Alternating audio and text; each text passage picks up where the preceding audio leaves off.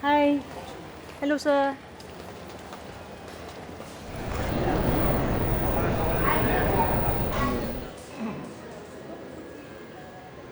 Hello, sir.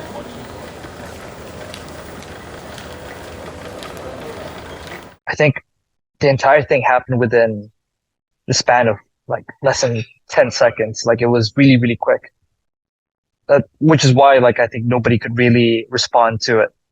Um, like in my recollection of what happened, I was in my chair and I think I was resting at that point, but I was belted in and we could start feeling that the airplane was entering some kind of turbulence. So the plane starts shaking.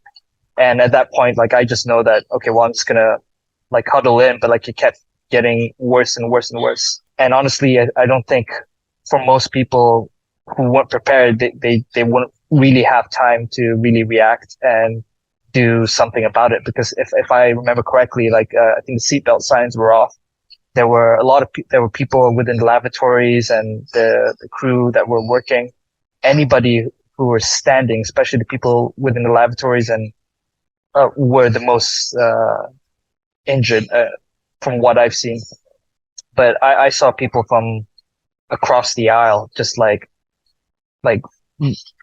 going completely horizontal, hitting the ceiling and landing back down in like really awkward positions. People like getting massive gashes in their head, concussions.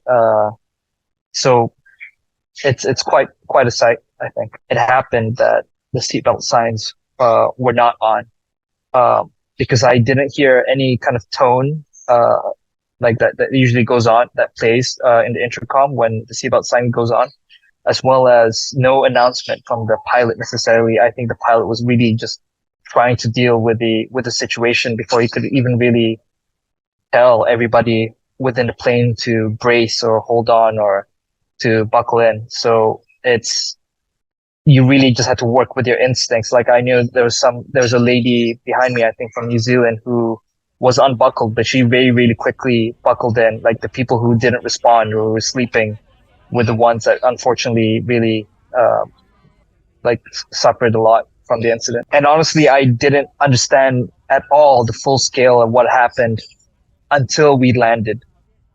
But really, in reality, it's, like I have to practically keep flying. So it's just something you just stuck up, but maybe I might feel not so good in the future. But things like this usually take some time to process, and I'm still beginning to process it.